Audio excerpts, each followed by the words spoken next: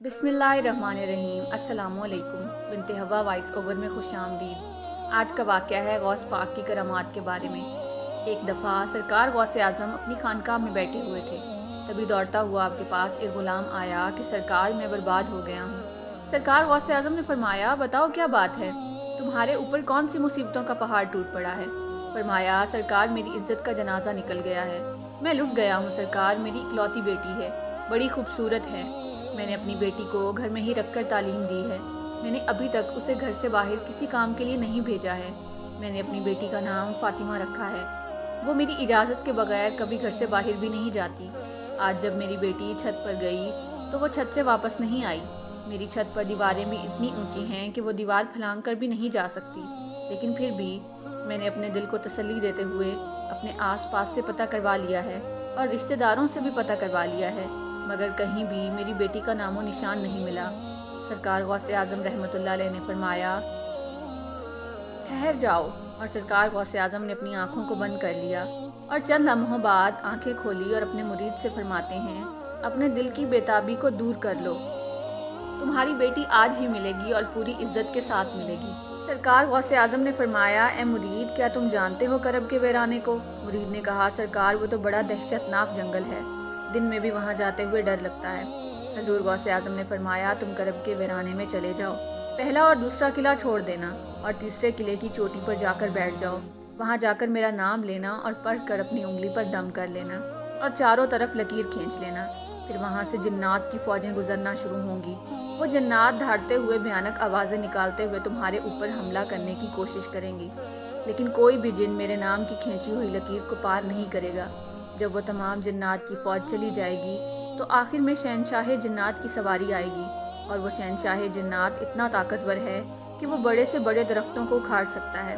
वो सब काम तो कर सकता है, लेकिन मेरे नाम की खींची हुई लकीर को वो भी पार नहीं कर सकता।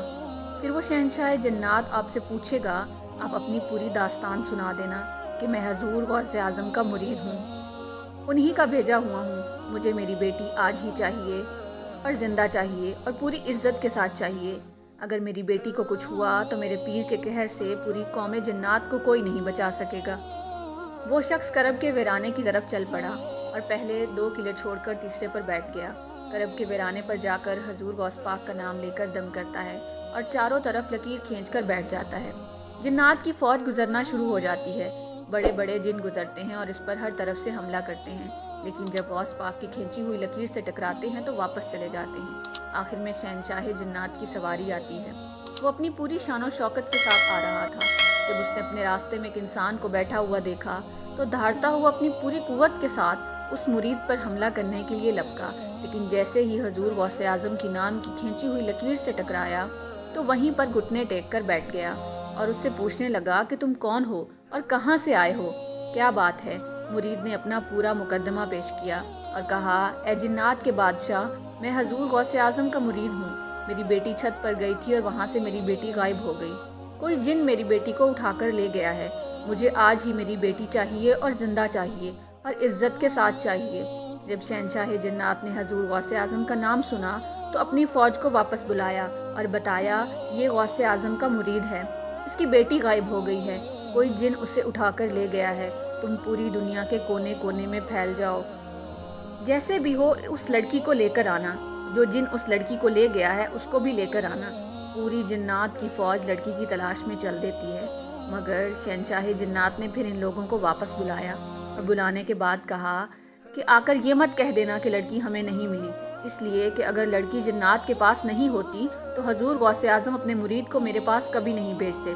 सारी की सारी जिन्नात की फ़ौज समंदरों, खंडरों, आबादियों, गर्ज हर जगह लड़की को तलाश करना शुरू कर देते हैं। बहुत मुश्किल के बाद जो जिन उसको ले गया था उसको और उस लड़की को शहनशाह जिन्नात के पास ले जाया जाता है।